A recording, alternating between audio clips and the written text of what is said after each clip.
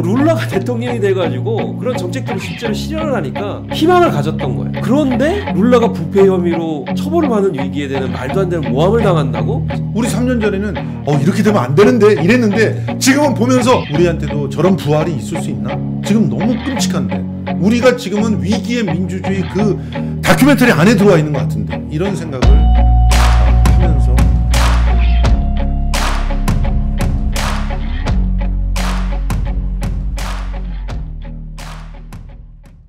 우리가 긴급히 또 파격수다 시간을 마련을 했습니다. 사실은 뭐 격주 정도로 이렇게 만나볼까 하면서 요즘 준비를 하고 있는데 네, 지난번에 다시 이슈가 생길까 이렇게 하셨는데 일주일 만에 다시 오게 된 긴급한 사안이 있었습니다. 왜냐하면은 바로 이재명 대표의 선거법 1심 선고 이게 징역 1년형이 나왔어요. 집행유예가 물론 붙었지만 뭐 김원식 평론가님은 이런 현상에 대해서 어떻게 생각하십니까? 아니 사실 뭐 전혀 예상을 못했고 뭐 일부에서는 이제 죄가 없음으로 나올 것이다 아니면 뭐 가벼운 벌금형 정도 이렇게 생각할 수가 있었는데 그렇지 않았기 때문에 좀 의아했고 그 다음에 그 이후에 여진이 좀 계속 있었어요. 더 적절하지 않은 뭐 그런 상황이었고 근데 한편으로 생각했을 때는 야 이게 어떤 플랜이 시작된 거 아닌가. 그렇죠. 뭐 이런 징조가 있을 만큼 너무 강력했다. 더더군다나 그 판결문이 좀 고개를 갸우뚱하게 했는데 왜냐하면 옛날에 이제 니체가 그런 얘기를 했어요. 본질을 아는 사람은 말이 적다. 그러니까 본질을 모르는 사람은 말이 많아진다. 장황해진다 이런 얘기겠죠. 그러니까 명징한 그런 판결문이라고 하면 그렇게까지 길게 설명을 할 필요가 있을까 뭐 이런 생각이 드는 판결문이었습니다. 그 장면을 보면서 우리는 동시에 거의 바로 이 영화를 떠올렸습니다. The Edge of Democracy. 그러니까 바늘 끝에 서 있는 민주주의다. 그러니까 위기의 민주주의라고 하는 번역도 잘 살갑게 안 나오고 오고요. 그야말로 백척간도 위에 그렇죠. 그 위에 서 있는 민주주의라는 제목의 다큐멘터리인데 이 다큐멘터리를 저희가 3년 전에 다룬 적이 있어요. 맞아요. 2019년에 제가 유튜브 처음 시작하고 그다음에 이제 그때 파격수다를 굉장히 왁자지껄하게 했었잖아요. 아나운서 2분 놓고 이렇게 둘이서 그렇게 할 때 좀 재미있게 소개하면서 야 우리나라 이 브라질 같은 꼴 나면 안 된다 이러면서 소개했던 기억이 나지 않습니까? 네, 그렇죠. 그래서 사실 브라질의 민주주의 위기를 보면서 그때 당시에 이제 공감대는 뭐였냐면 우리나라가 그 사법부 특히 이제 뭐 경제 공동체라고 하는 인식 틀에 가지고 좀 비슷했잖아요. 그렇기 때문에 언제든지 브라질처럼 그럼 그 검사들의 공정체 때문에 민주주의가 위기가 온다. 그러니까 그런 점에서 반면교사를 삼아야 된다라고 했지만 그때까지만 해도 그게 현실이 될까? 이렇게 생각을 했기 때문에 주변에서는 뭐 좀 약간 막연하게 생각을 하고 저희 아마 동영상도 그 현실에 있겠냐 뭐 이런 식으로 받아들였을 가능성이 좀 많았겠죠.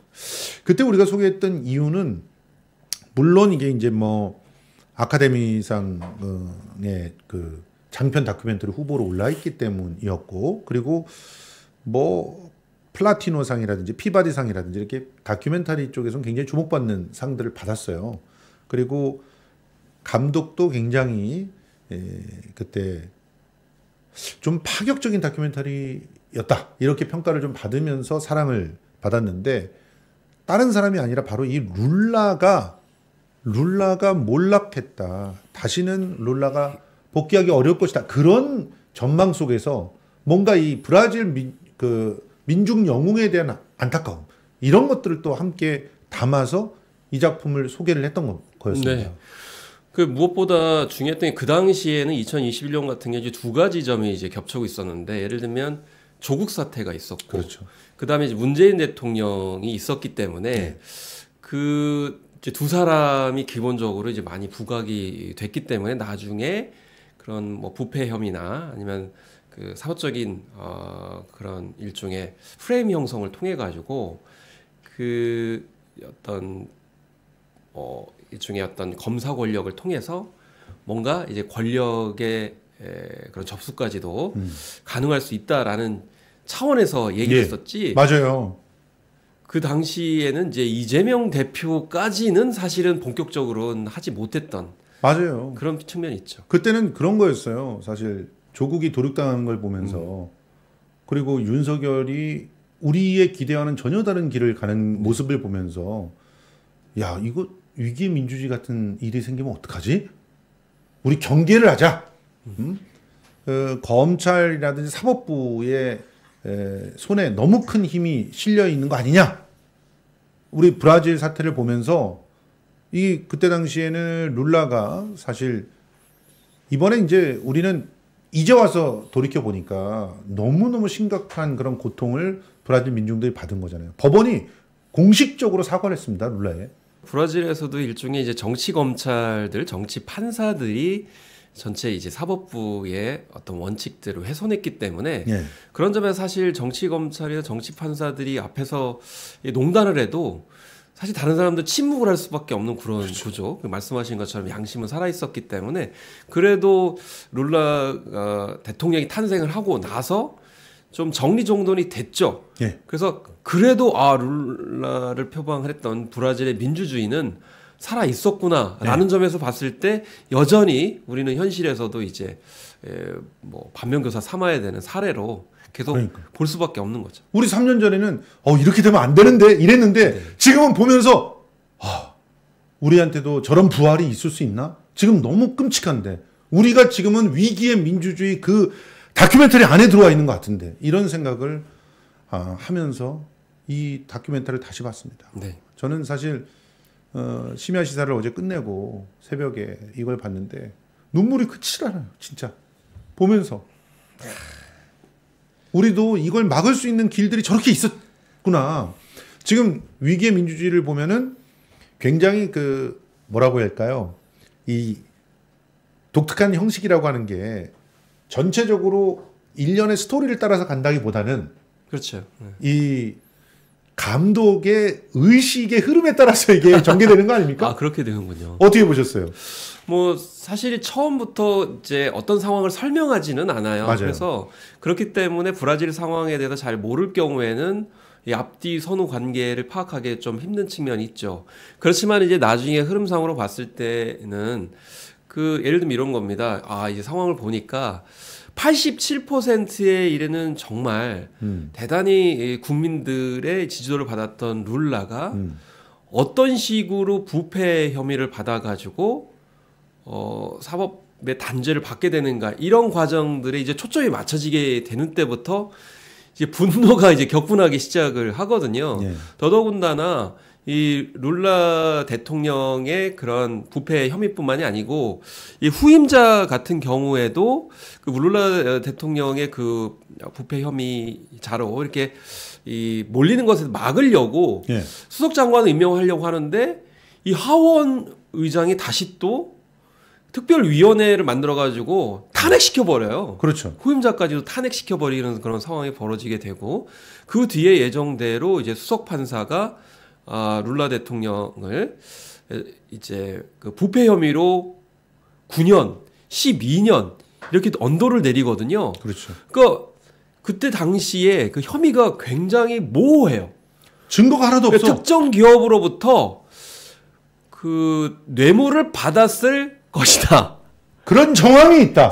왜냐하면 다른 사람들도 다 받았기 때문에 룰라 대통령도 받았을 것이다 라고 하면서 기소를 해버리고 그런 추측만으로 9년, 12년의 형을 유도해내요. 근데 그 과정에서 다 검찰과 이제 판사가 다 텔레그램으로 지시 명령을 내렸다는 거예요. 그렇죠.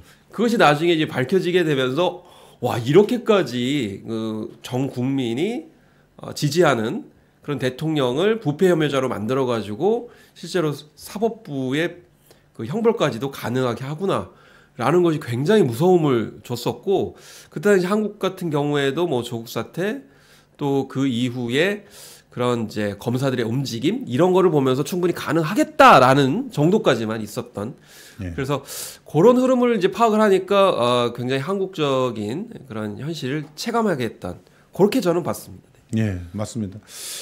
사실은요, 이게 그 우연의 일치인지 모르지만 우리가 이제 소개를 하고 나서요, 이재명 대표가 그때 당시에 이제 2022년 2월 26일이면 그 대통령 선거 바로 직전입니다. 그렇죠? 네. 대선 바로 직전에 윤석열에게 TV 토론에서 이거 보셨습니까? 라고 이 위기의 민주주의를 언급하는 그런 시간이 있었어요. 그러니까 이재명 대표는 어떻게 보면 자기 운명이 만약에 대선에서 지게 되거나 했을 때 어떻게 갈 거라고 하는 것을 알았던 것 같아요. 그래서 이런 반면교사로 이런 영화를 보고 당신은 절대로 저런 짓거리를 하면 안 된다라는 일종의 경고를 했었다고 보는데, 윤석열은 정확하게 이재명의 길을 가고 있었던 겁니다.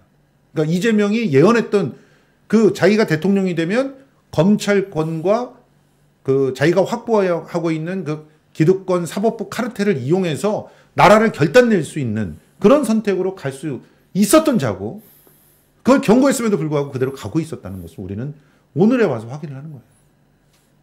그래서 우리가 이 영화가 보기에 불편한 부분들이 있습니다. 아까 잠깐 말씀드렸지만 의식의 흐름에 쫓아서 처음에는 이제 첫 장면이 마지막 장면이잖아요. 사실은 그렇죠. 룰라가 자기 스스로 자기를 보호하겠다고 쫙 인해 장벽을 치고 있는 지지자들 사이를, 그 지지자들을 다 이렇게 껴안으면서 뭐 위로하면서 잡혀가야 될 사람이 격려를 하면서 감옥으로 들어가는 장면에서 시작을 해요.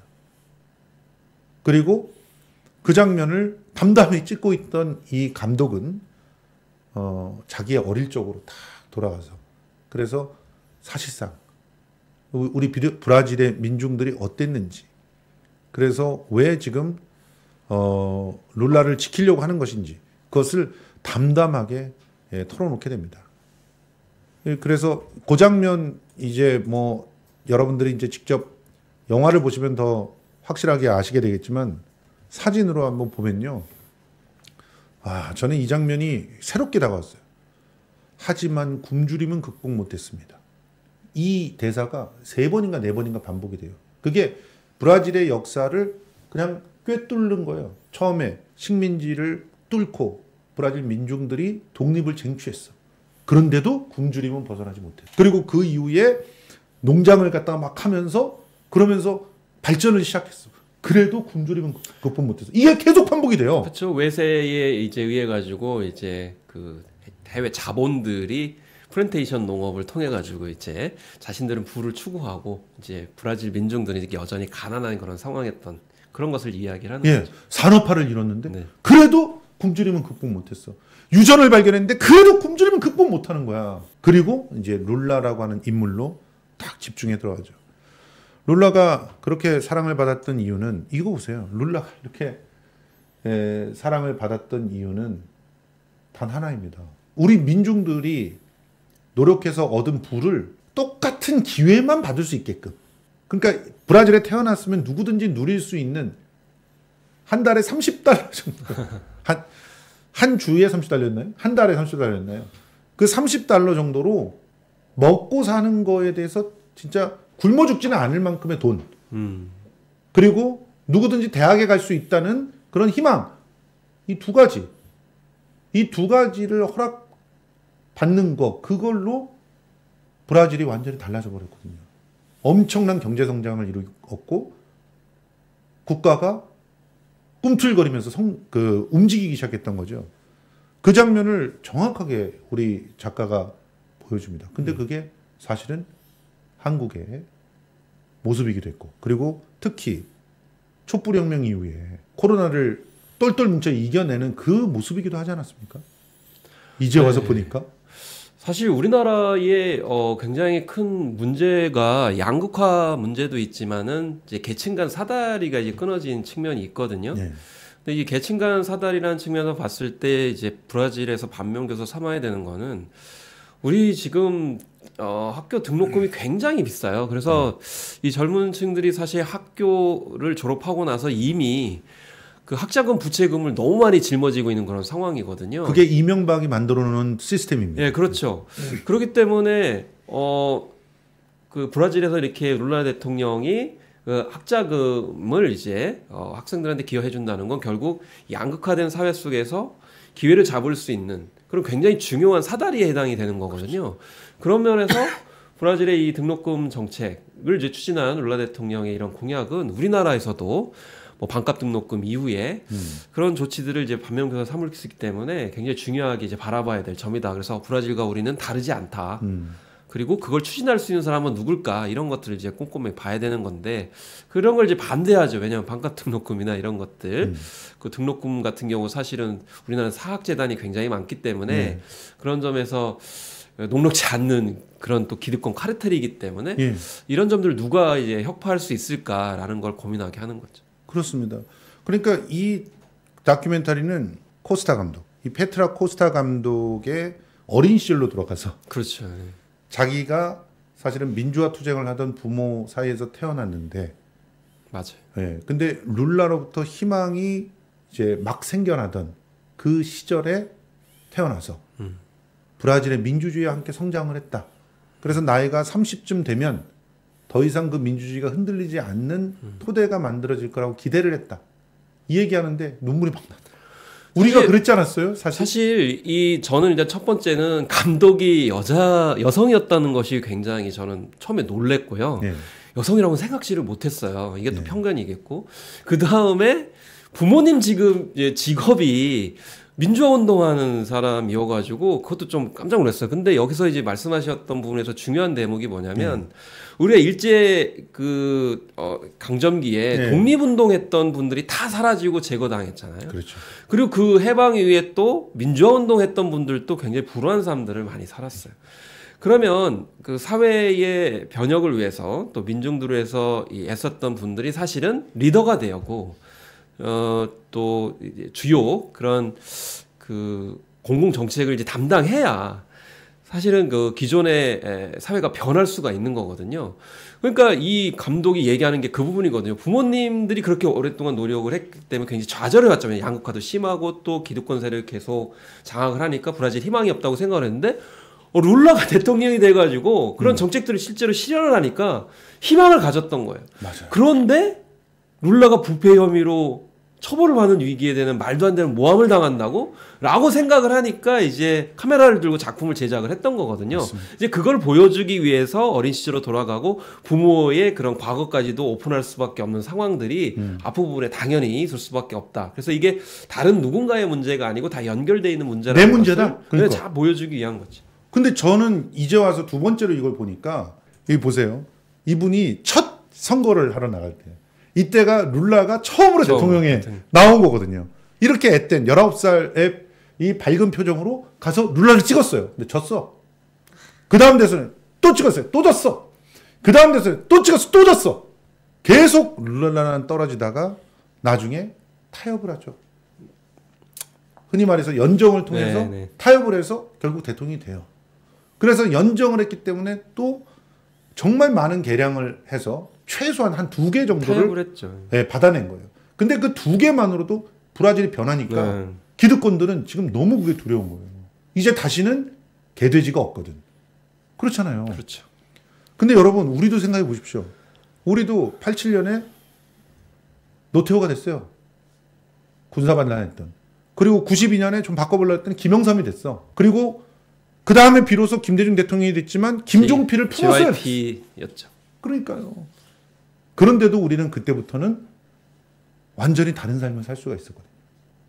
지방자치제, 그리고 의료보험, 그 확대된 연금 이런 걸 통해서 미래를 꿈꿀 수 있게 됐잖아요. 문화적으로는 문화 정책들을 많이 도입을 했죠. 사실 초고속통신망 같은 경우에도 그때 이제 구축을 했기 때문에 그걸 바탕으로 해서 온갖 그 다양한 컨텐츠를 섭렵할 수 있었고 그게 우리 영화, K-팝, K-드라마가 나왔던 원동력이었죠. 그러니까 그렇습니다. 소통을 해야 되고 대화를 할 수 있는 인프라를 만드는 게 과연 우익에서 할 수 있는 거였을까요? 그러니까요.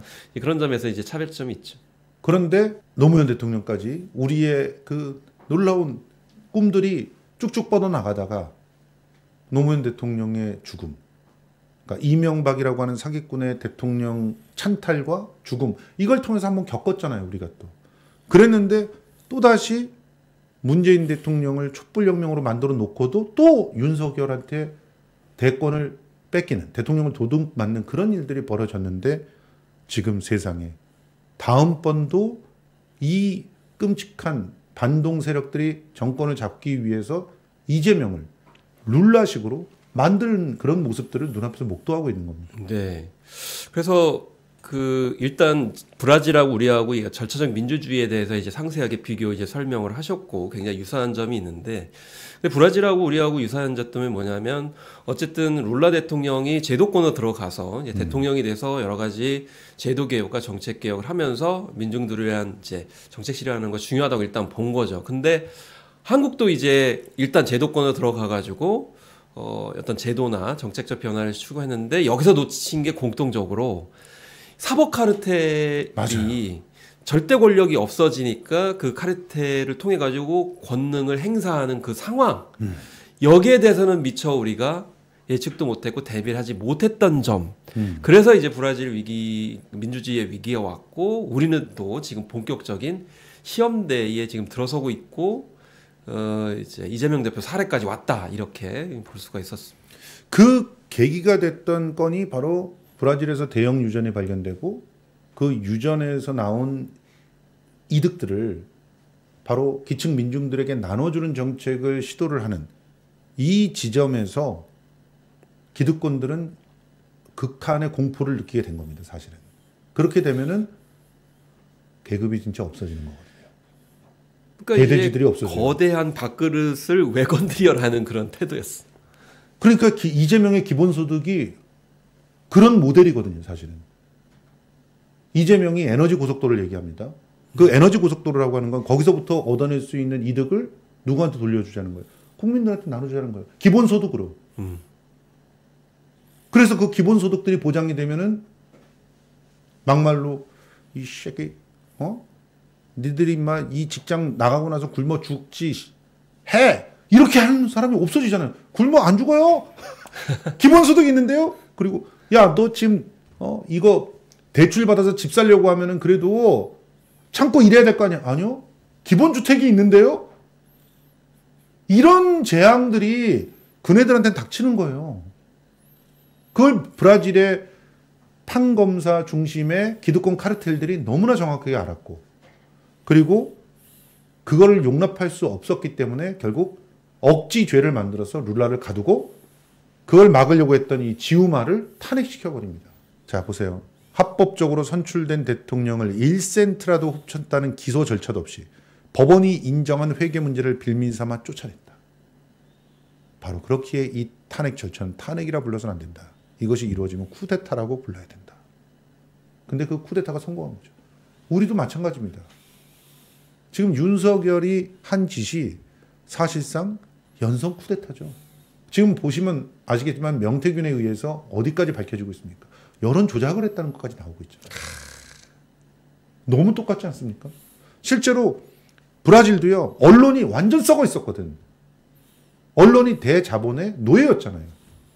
그래서 완전히 룰라를 부패 사범으로 몰아가지 않았습니까? 그러니까 이제 사법 권력하고 언론 권력하고 정치 권력이 같이 삼자로 되는 거는 거기에 이제 자본. 결국에는 언론사라는 것도 이 자본과의 자유로움이 없기 때문에 그 주류 언론 같은 경우는 자본과 결탁해와서 성장을 했기 때문에 그럼 당장에 그 룰라 정책도 따라가게 된다고 그러면 자기들의 어떤 경영이 위기가 되니까 맞아요. 공동의 어떤 이익 공동체로서 그 일종의 뭐 자의적으로 아마 누군가 지시명령으로 움직이지는 않았고 그렇죠. 이 자의적으로 자발적으로 자발적으로 참여할 한국의 수밖에 언론들처럼 없는 그런 상황이 된 거죠. 그러면서 당선된 대통령이 이 사람 보우소나를 정말 끔찍했죠. 브라질이 쪽박을 차는 데는 4년이 채 안 걸렸습니다. 그리고 나서 이제 룰라가 다시 복귀할 때까지 얼마나 큰 고통들이 또 있었습니까? 한숨밖에 안 나오는 그런 상황인데 사실 이제 그 12년형을 항소심에 선고받고 피선거권을 이제 룰라가 이제 완전히 박탈되죠. 박탈을 당하게 되는 거죠. 그런 상황 속에서 이제 보우소나루가 당선이 돼가지고 이 정적 룰라를 제거한 세르지오 모루가 그러니까 원래는 모루가 대통령이 될 룰라한테 룰라를 기소를 해가지고 이제 형벌을 받게 한 이 수사 판사가 법무부 장관이 돼요. 맞아요.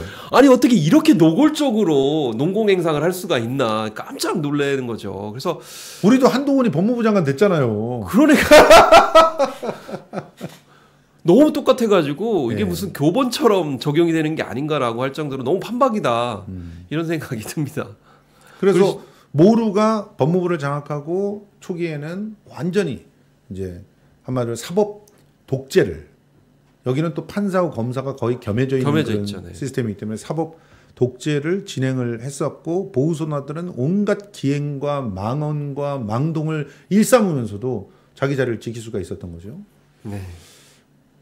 지금 현재 그 2019년에 나온 위기의 민주주의는 그 이유를 그리고 있지 않기 때문에 사실은 어떤 의미에서 그런 절망적인 상황에서도 희망을 품고 끝난다는 것 자체가 우리한테는 처음 이 작품을 봤을 때는 야 이건 정말 무리한 낙관주의 아닐까 이런 생각이 들게 됐고 어떤 면에서 그게 더 절망적으로 보이기도 했는데 지금 와서 보니까 역사의 합법직성을 신뢰하고 있는 작가와 그리고 동료들의 그 거대한 그런 확신이 그런 그 마무리를 갖다 그려낼 수 있지 않았나. 일단 두 가지 점을 생각할 수가 있었어요. 이제 첫 번째는 위기의 민주주의는 그 이제 민중들이 바라는 지도자가 어떻게 사법 권력에 의해 가지고 일부 이제 정치 검찰에 의해 가지고 판사들에 의해서 이제 위기에 몰리는가. 그건 이제 민주주의의 위기다, 민중의 위기다라는 걸 보여주면서 경각심을 불러일으켰던 측면이 저는 있다고 봐요. 그렇기 때문에 이게 문화 콘텐츠에 좀 힘이다. 그리고 이 다큐멘터리가 좀 어느 정도 양심을 깨우는데 기여를 했다고 저는 생각을 하고요. 두 번째는 결국에는 룰라는 대법원 판결에서는 완전히 뒤집어지거든요. 그렇죠. 무죄로 이제 파기환송심으로 이제 보내버리기 때문에 그래도 브라질은 사법부가 다 썩은 건 아니구나. 그래도 양심이 살아있구나. 근데 그럼 우리는 이런 생각을 거꾸로 하게 되는 거예요. 과연 사법부의 양심이 살아있을까?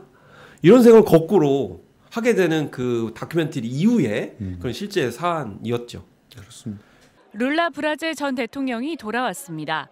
50.9% 대 49.1%의 초박빙 득표율로 보우소나루 현직 대통령에 이기면서 12년 만에 대통령의 자리로 복귀해 브라질의 첫 3선 대통령에 당선됐습니다. O Brasil é a minha causa. O povo é a minha causa. E combater a miséria é a razão pela qual eu vou viver até o fim da minha vida. 이 위기의 민주주의는 결과적으로 두 가지 지점에서는 확실하게 우리한테 그 메시지를 주고 있는 것 같아요. 우선 첫 번째는 절대로 이렇게 되면 안 되는 거예요. 그렇죠. 그렇죠. 두 번째는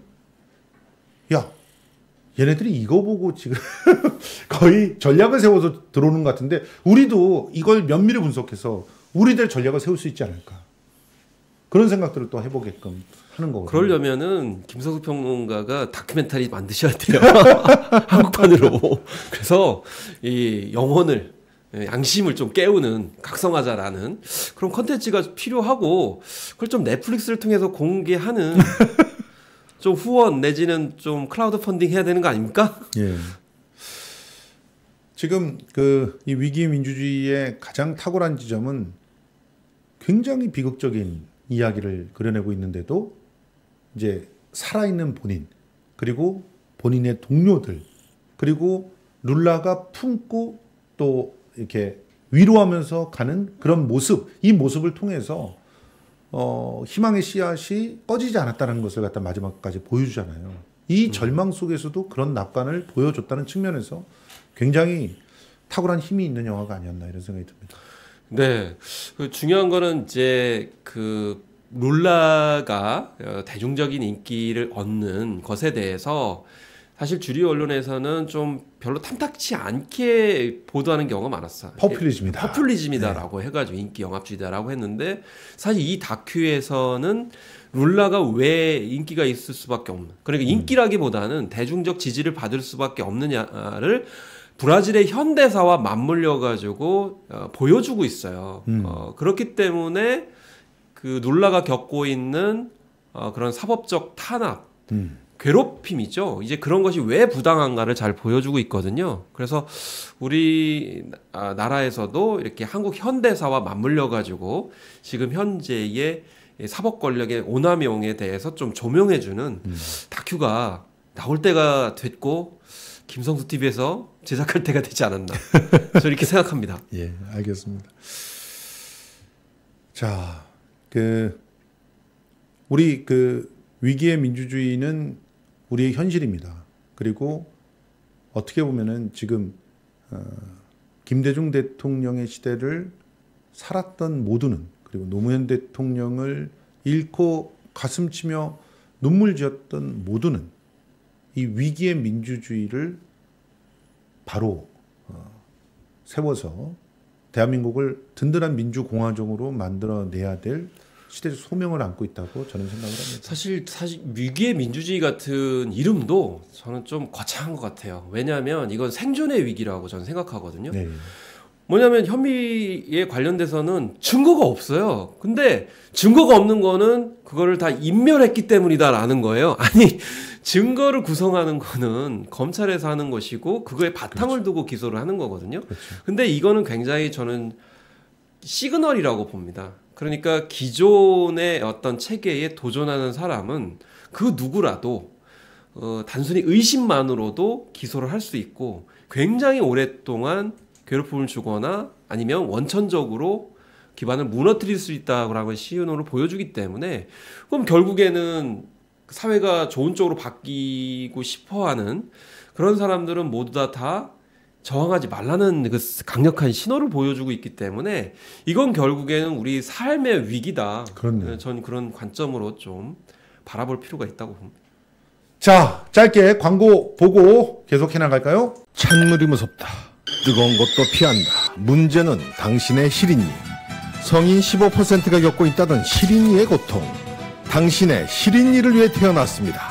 N47 플라즈마 치아. 우리의 치아 표면은 원래 미세한 구멍이 있고 이 위를 상아질의 보호막이 싸게 되는데, 이 보호막이 나이가 들고 칫솔질 등에 의해 손상되면 치아 표면 미세한 구멍이 노출되고 이 구멍으로 연결된 신경 전달관을 통해 통증이 느껴지게 됩니다. 이가 실인 거죠. 플라즈마 치아기의 주성분인 인산칼륨은 빠른 침투력으로 당신의 손상된 치아의 보호막을 칼륨 성분으로 코팅해주고 당신의 실인이 통증 완화에 도움을 줍니다. 거기에 플라즈마 치약은 당신의 미각을 둔화시키는 방부제, 사카린, 계면 활성제가 없는 이른바 산무 시스템으로 당신이 음식의 맛을 더 진하고 잘 느끼게 해줍니다. 충치 예방, 구취 제거, 잇몸 질환 예방, 치아 미백에 탁월한 효과를 보이는 플라즈마 치약. 쿠팡 판매가 한 개 28,000원, 4개 한 세트에 112,000원이지만 지금 이 방송을 시청하시는 여러분들께 특판가로 4개 한 세트를 65,000원에 드립니다. 지금 문자 주문 주세요. 010-5069-7040. 특별한 기회를 놓치지 마세요. 010-5069-7040.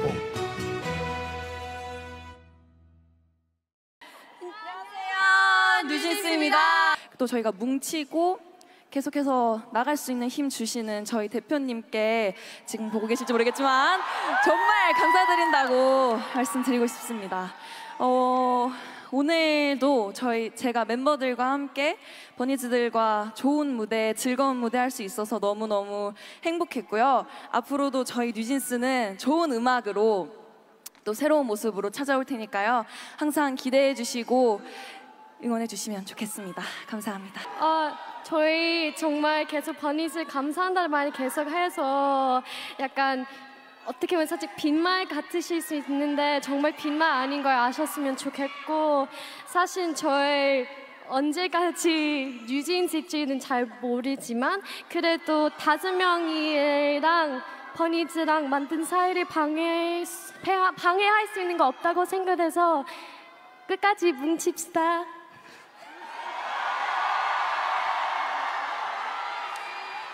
뉴진스가 아니더라도 뉴진스는 never die. 인사드리겠습니다. 지금까지 뉴진스였습니다. 감사합니다. 수상 소감을 얘기하는데 뉴진스란 이름을 더 이상 사용할 수 없게 되더라도 슬퍼하지 말자. 이런 얘기를 막 하는 거예요. 우리가 뉴진스라고 더 이상 뉴진스가 아니어도 우리는 변하지 않아. 이런 얘기를 다 애들이 하는데 가슴이 미어지는 것 같았어요. 도대체 어떤 일이 벌어진 겁니까? 네. 일단 지금 두 가지 점이 있었죠. 그래서 뉴진스가 이제 내용 증명을 요구를 했습니다. 여러 가지 부당 행위에 대해 가지고 하이브가 입장 표명해달라 이렇게 얘기를 했고, 그걸 받아들이지 않게 되면은 우리는 이제 전속 계약을 해지하겠다 이렇게 밝혔고요. 예. 그 이후에 예. 어도 사내이사를 민희진 대표가 이제 사임을 했죠. 예. 그렇기 때문에 이런 점 때문에 탈하이브 가능성이 굉장히 커졌다 이렇게 일단 얘기를 하고 있는데, 여기서 좀 저는 개인적인 이제 견해를 말씀드리면, 이런 이 소식이 나오면 결국 처음부터 뉴진스와 민희진 전 대표가 탈하이브해서 나름대로 뭐 로드맵에 따라서 움직이는 거 아니냐 이렇게 이제 되게 아이 뭐 맞네 이렇게 얘기하는 경우를 많이 봐요. 근데 예. 저는 그렇게 생각하지 않습니다. 맞습니다. 왜냐하면 하이브가 하는 액션들, 결정들을 보고 도저히 변화의 기미가 없기 때문에 마지막으로 이 전속 계약 해지에 관련돼서 이제 언급을 한 거고, 예. 또 민희진 대표 같은 경우 이미 얘기를 했어요. 지금 현재 불완전한 형태의 어도 사내 이사 가지고는 결과적으로는 이 자신의 어떤 노하우와 중간 매니지먼트에 관련돼서 다 그 이전하는 거잖아요. 그렇죠. 그럼 결국에는 모든 어떤 컨센서스나 이런 것들을 다 이제 하이브에 남기고, 그러니까 어도에 남기고 뺏기고 정확히 말하면 쫓겨나는 그런 상황이잖아요. 예. 그거에 대해서 나는 못하겠다라고 하는 실체적인 어떤 액션을 하는 거기 때문에 예. 이걸 어떤 따로 독립해가지고 활동하기 위한 로드맵의 일환으로서 뭐 사전 계획된 거다라고 해석하는 거는 좀 저는 경계를 해야 된다 이렇게 생각합니다. 왜냐하면 한국에서요 전소속사를 해가지고 성공한 예가 없어요. 맞아요. 예를 들면 예전에 그 SM에도 이제 많은 사례가 있었지 않습니까? 예. 동방신기 특히 사례도 동방신기가 제일 대표적이죠. 근데 동방신기 같은 경우 SM 하고 나서 너무 고생을 많이 했어요. 그렇죠. 그리고 아직도 그 타격이 굉장히 심해요. 예. 그런 전례가 있는데 과연 탈하이브를 해가지고 독자적으로 뭔가를 꾸려가겠다라는 로드맵에 따라 움직인다는 것은 K-팝 산업 구조나 선례를 너무 간과하는 분석이라고 저는 생각합니다. 그러니까 애초부터 그러려고 이 모든 것들을 시도했다라는 식의 그렇죠. 자기 예언을 하고 자기 예언이 실현되는 걸 가지고 또 분석을 한다는 것은 굉장히 어불성설이 있거든요. 실제로 그렇게 몰아간 건 그러면 애초부터 자기 예언을 했던 하이브 측이 몰아간 거 아니겠습니까? 아니 처음부터 비판의 칼날을 하이브로 향하는 게 아니고 뉴진스 내지는 민희진 대표에게 모든 칼날이 주어진 상황이었어요. 예. 그러다 보니까 저는 주로 언론 전체가 다 그런 스탠스를 이제 취하다 보니까 하이브의 태도가 변함이 없었다는 거고, 예. 결국 언급하신 것처럼 자기 예언적 실현은 언론사를 중심으로 해서 이미 형성이 돼 있기 때문에 그러면 사각으로 몰아간 그런 상황에서 어쩔 수 없이 저런 선택을 하는 민희진과 뉴진스가 무슨 거대한 계획에 따라서 움직인 것처럼 규정하는 것은 적절하지 않은 거죠. 예, 그렇습니다. 실제로 민희진 대표는 사임 계획을 밝히면서 장문에 이제 신경을 남겼습니다. 근데 이 장문의 신경을 남기고 예전처럼 뭐 기자회견을 한다거나 이러지 않고 짤막하게 보도자를 남기고, 그리고 나머지는 전부 컨설팅 그룹에 맡겨서 이제 정말 통일되어 있는 메시지로 이제 딱 정리되게끔 하고 있는데, 이것도 욕을 해요. 이제 예전에 나와서 함부로 막 이렇게 떠들었다고 뭐 난리를 치면서 욕을 하더니 이제는 컨설팅 그룹을 샀다고 이 컨설팅 그룹이 어떤 컨설팅 그룹인지 아냐, 돈을 얼마나 많이 받는지 아냐, 얘네들이 뭐 실제로는 위기관리 전문이다 뭐 이러면서 가서 위기관리죠 이게. 그럼 위기관리가 아닌가 이게? 이 위기관리라는 이 마콜 컨설팅 그룹은 사실은 그 저희들 같은 경우는 우리의 그 케이팝 아티스트를 보호하기 위해서 이런 위기관리 전문 회사들을 키워야 된다고 주장을 했었어요. 오히려 몇 년 전부터 계속 말했어요. 몇 년 전, 뭐 한 10년 전서부터 그랬을 거야. 진짜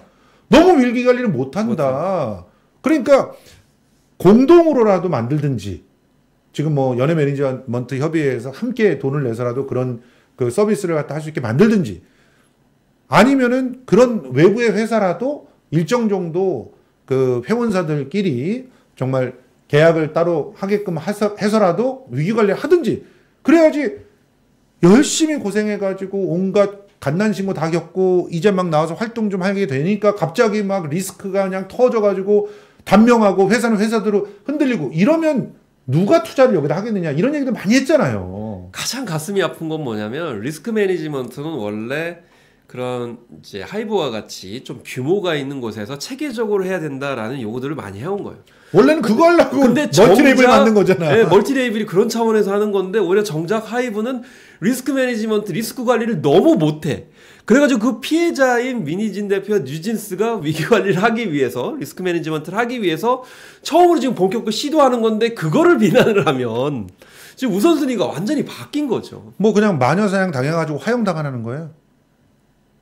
근데 저는 단언하는데 예. 이 이후에 리스크 매니지먼트, 그러니까 위기 관리라는 개념이 오히려 거꾸로 잘만 되면 발전할 수 있는 기회를 잡았다고 저는 생각을 해요. 이대로 가면은 케이팝은 정말 절체절명의 위기에 있다고 봅니다. 자, 민희진의 말 중에서 거짓말이 있으면 여러분들이 한번 잡아내 보셨으면 좋겠어요.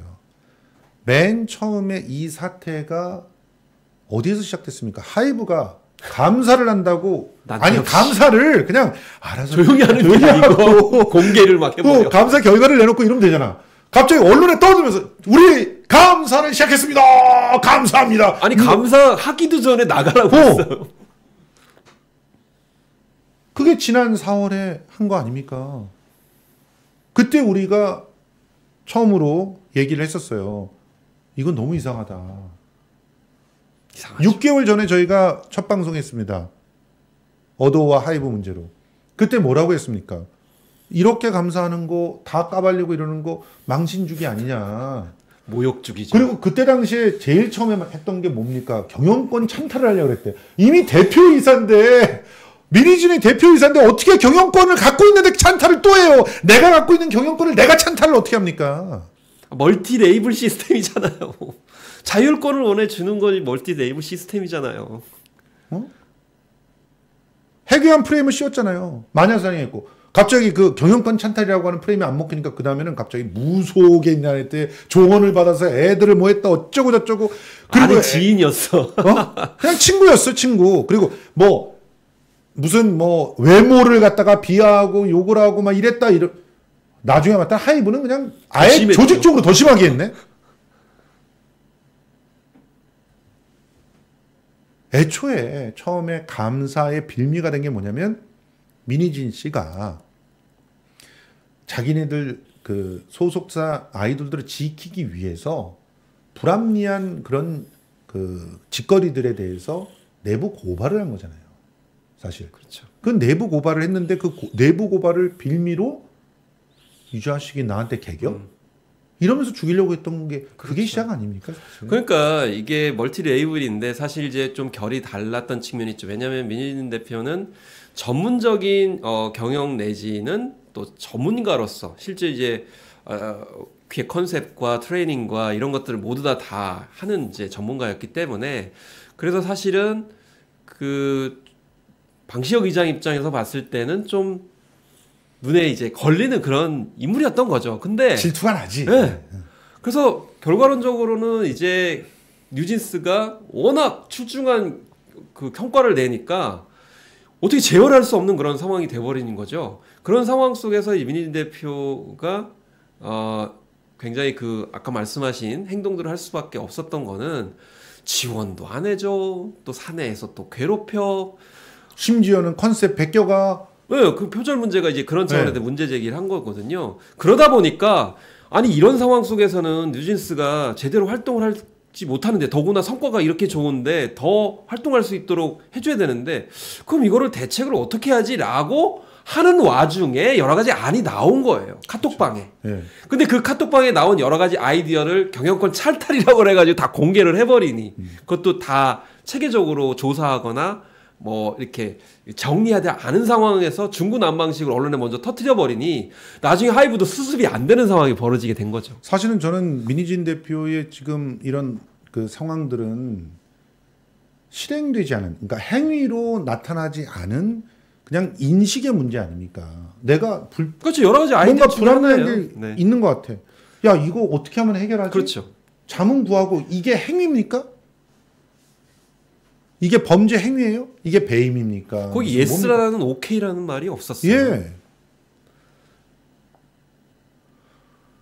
자, 하이브가 벌인 24년도의 만행은 K-팝 역사 전무후무한 사안으로 기록될 거라고 저는 생각합니다. 저도 역시. 그리고 더 부끄러운 것은 여기에 노란한 언론들이에요.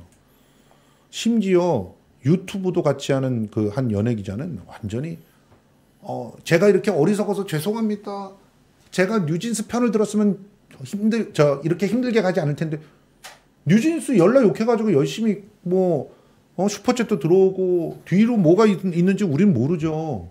막말로 아무런 그런 연고관계도 없고 아무런 이득도 없지만 K-팝의 그 차세대 정말 차별화된 차세대 아이돌이었던 뉴진스가 망가지는 게 그렇지. 정말 아까워서 저희들은 이렇게 아무런 진짜 저희 돈 써가면서 이렇게 호소를 하고 있잖아요.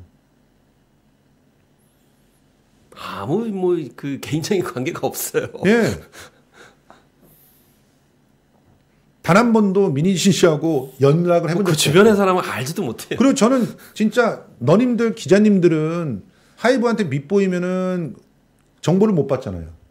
하이브가 엄청난 관리하는 권력이죠. 그러니까 하이브가 관리하는 그런 대형 아이돌 그룹이 몇 개입니까? 아우 세븐틴만 해도 뭐 1년에 1,600장의 앨범을 판매하는 대형 그룹이. 네, 1,600만 장. 만장. 네. 그러잖아요. 그리고 그쪽에서 뭔가 정보를 줘야 여러분들 기사 잘 쓸 수 있는 거 아닙니까? 받아적기 잘 하시잖아요. 아유, 그거 저 법조팀이랑 비슷하네. 검찰이 던져줘야 하는 거 똑같은 거야. 그렇지만 저희 같은 경우는 그럴 필요가 없어요. 그러니까 오히려 이권에 전혀 관련이 없기 때문에 이렇게 얘기할 수 있는 거 아닙니까? 저희는 무슨 어디 심사위원을 가지도 않아요.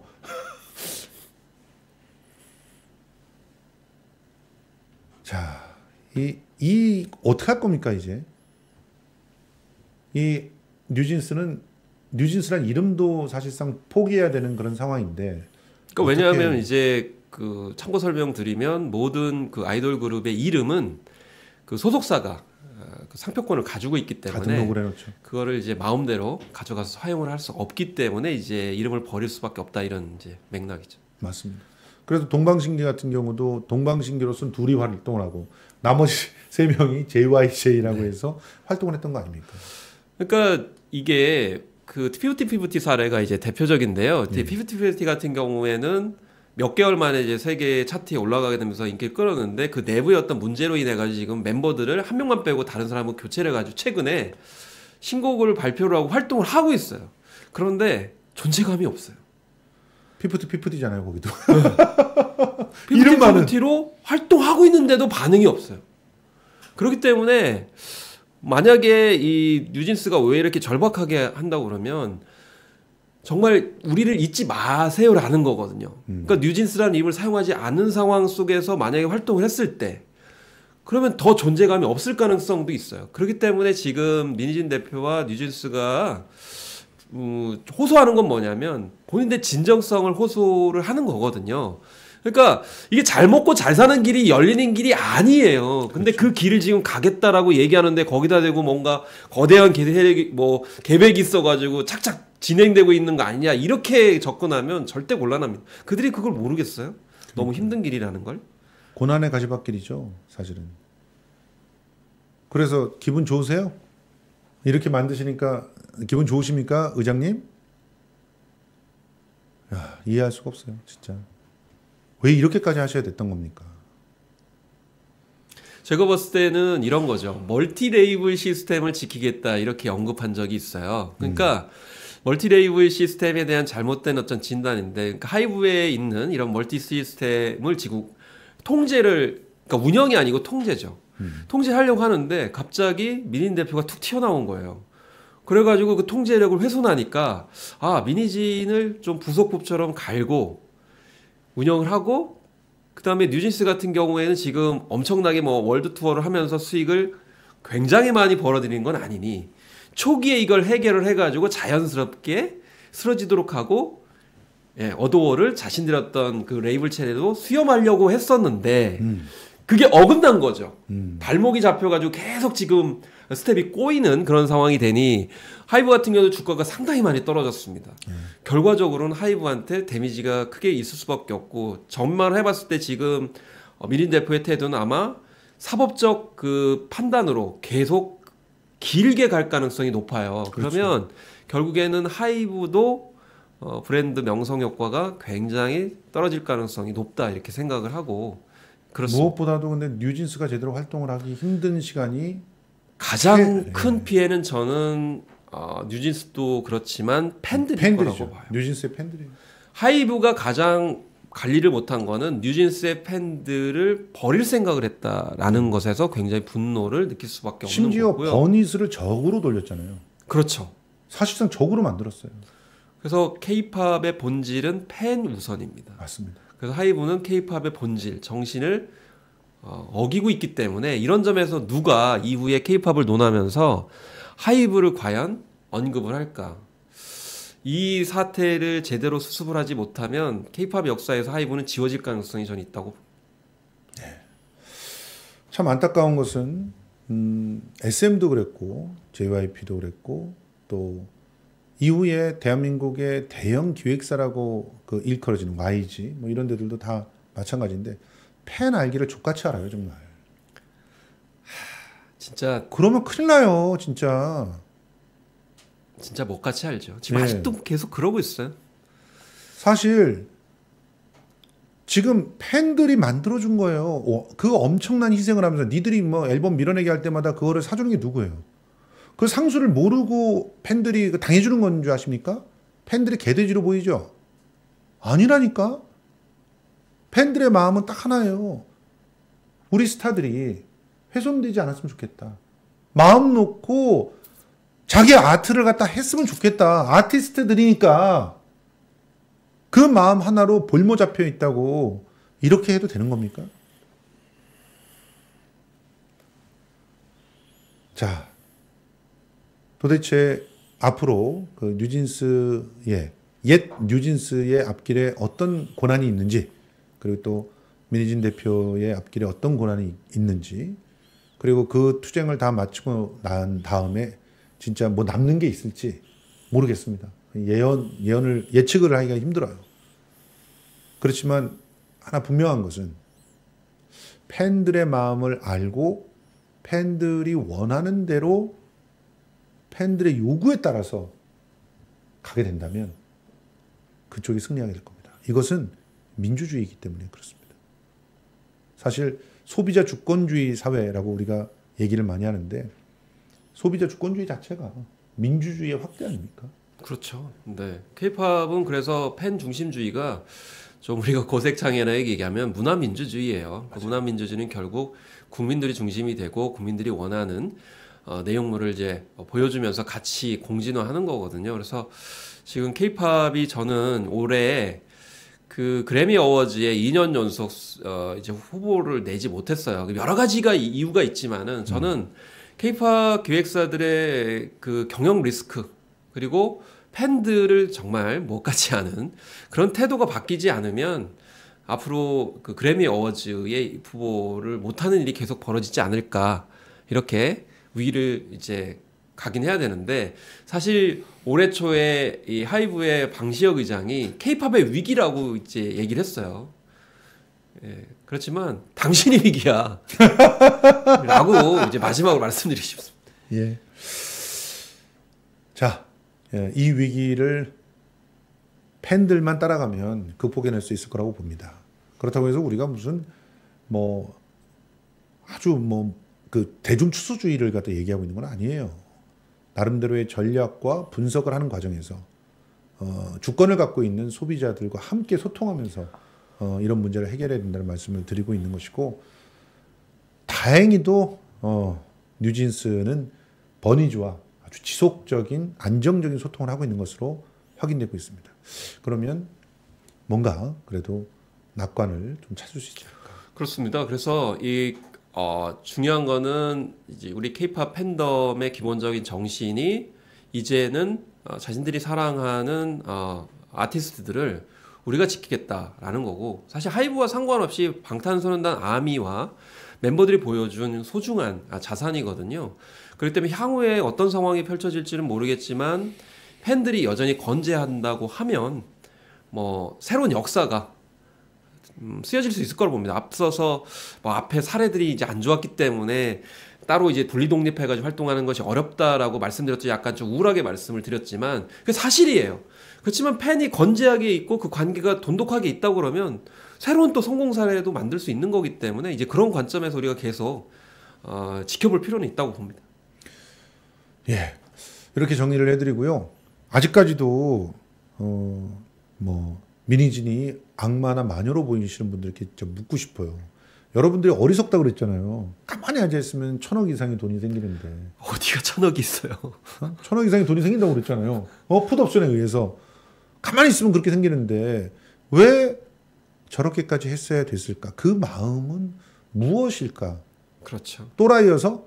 마녀여서? 아니 또라이인 사람이 어떻게 그 수십 년을 아이돌을 기획하고 활동을 서포트합니까?